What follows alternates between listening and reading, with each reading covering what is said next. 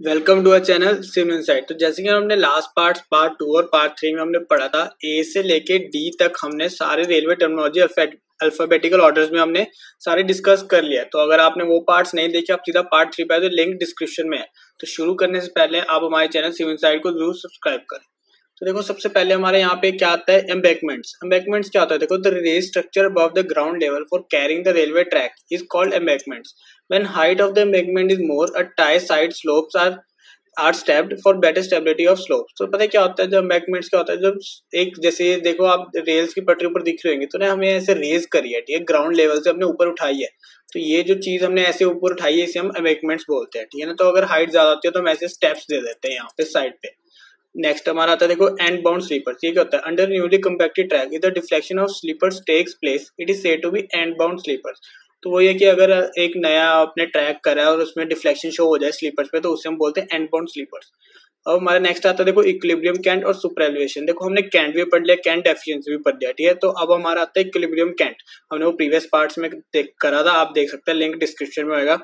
If the cant or super elevation of the curved track is provided on the basis of average or equilibrium speed of the trains running over that section, then such a cant is called equilibrium cant. तो cant या super elevation वही होता है curves पर हमारे लगता है, जहाँ पे जैसे आप देख सकते हैं ये इस तरफ से हमारी ऐसे रेज हुई है सेंट्रीफ्यूगल फोर्स को काउंटर अटैक करने के लिए, उसे हम कैंट बोलते हैं। तो इक्विलिब्रियम कैंट क्या होता है, जब हम ट्रेन की running speed, average running speed लेते हैं, ठीक है, या फिर इक्विलिब्रियम स्पीड लेते हैं, तो वो हमारा होता है equilibrium cantt.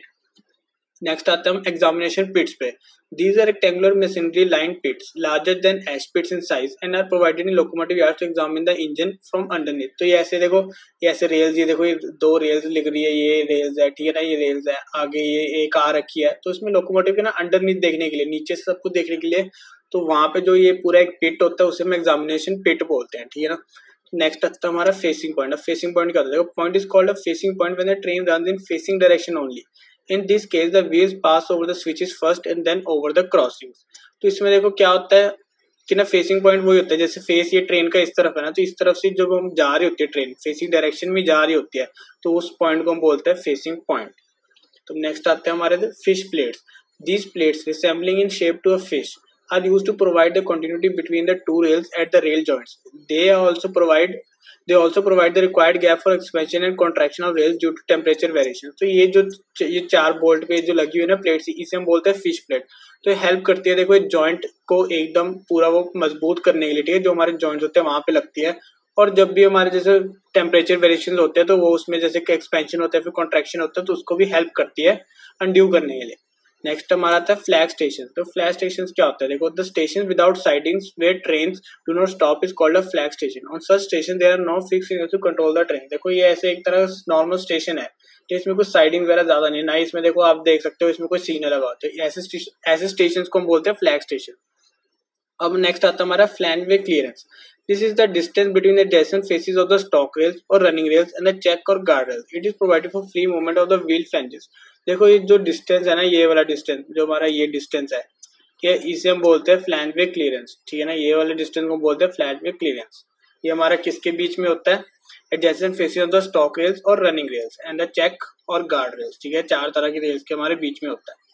Flat footed rails. अब फ्लैट फुटेड, जैसे हमने बुल हेडेड भी पढ़ लिया है ना, तो अब हम इसमें पढ़ते हैं फ्लैट फुटेड रेल्स क्या होता है। देखो, फ्लैट फुटेड रेल्स है वाइडर और फ्लैटर बॉटम और foot so that they can be fixed directly on the sleeper avoiding the necessity of chair. देखो, ये ऐसे होता है, देखो, फ्लैट फुट है ना, पूरा टी इन्वर्टेड टी शेप में बना हुआ ना, तो इसके थोड़ा सा अवॉइड करता है नेसेसिटी ऑफ चेयर्स के लिए, तो आराम से लग जाता है, ठीक है, स्लीपर्स पर।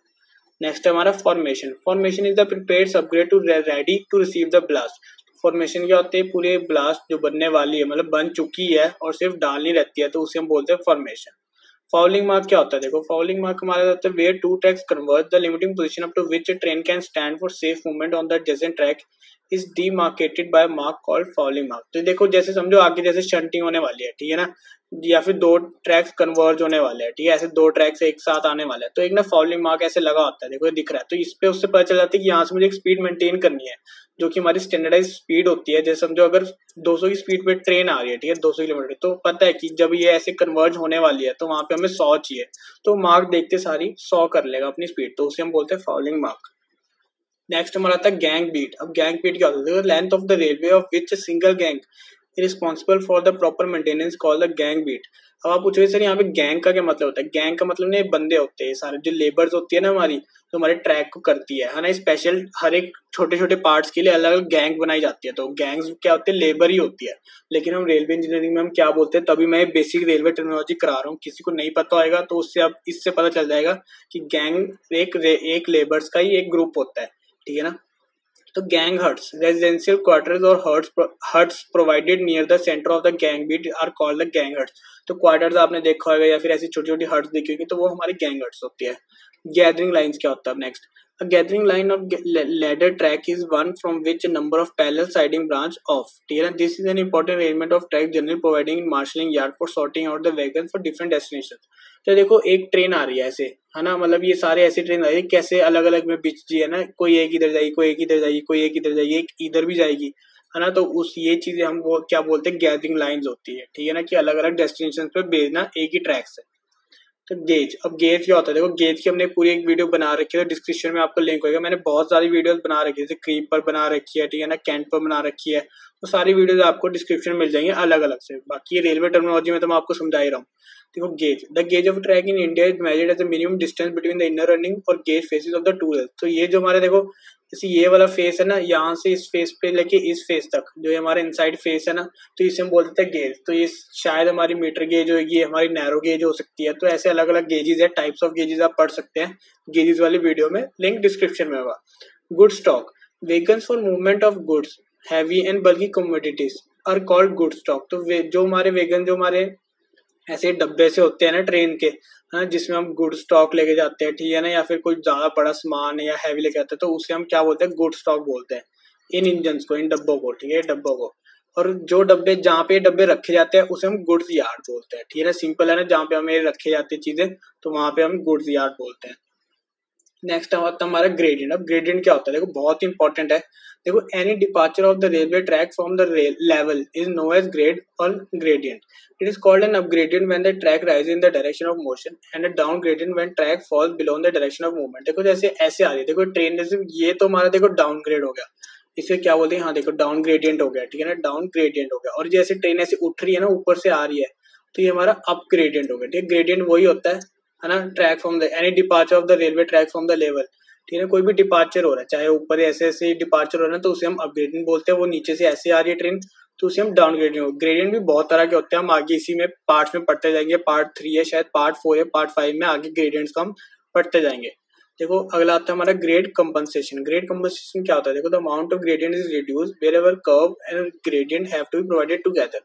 The reduction in grade is known as grade compensation और कर्व्स, ठीक है। तो इसमें क्या होता है, जैसे कर्व पर आते हैं ना, तो वहां पे हमें ग्रेडियंट भी प्रोवाइड करना होता है, ठीक है, और हमें कर्व भी प्रोवाइड, जहाँ पे हमें कर्व और ग्रेडियंट दोनों सेम प्रोवाइड करना होता है, उसे हम ग्रेड कंपनसेशन बोलते हैं, ठीक है ना। वहां पे हमें कोई ज्यादा स्पीड की जरूरत नहीं होती, वो ग्रेडियंट से हमारा सारा काम आ जाता है, तो उसे हम बोलते हैं ग्रेड कंपनसेशन। लास्ट हमारा इस पार्ट का आता है देखो guard rails. Guard rails are extra rails provided over bridges to prevent damage and danger in case of derailment occurring on the bridge. तो ऐसे एक अलग से रेल्स लगी होती है, थोड़ी स्टेबिलिटी प्रोवाइड करती है और ज्यादा कुछ है नहीं, ठीक है ना। तो ट्रेन के नीचे थोड़ा सा लगा होता है, ठीक है ना, जो ये ट्रेन ऐसे पकड़ लेते हैं इन रेल्स को भी और डिरेलमेंट नहीं होने देती। तो ये था हमारा पूरा पार्ट 3। पार्ट 4 भी मैंने तैयार कर रखा है, आपको लिंक डिस्क्रिप्शन में मिल जाएगा। और बाकी के पार्ट्स देखने के लिए आपको हमारे चैनल सिग्नल साइड को जरूर सब्सक्राइब करना पड़ेगा। और अगर आपको ये वीडियो अच्छी लगे तो प्लीज लाइक करना, शेयर करना, कमेंट करना और हमारे चैनल को ऐसे ही देखते रहना। Thank you for watching.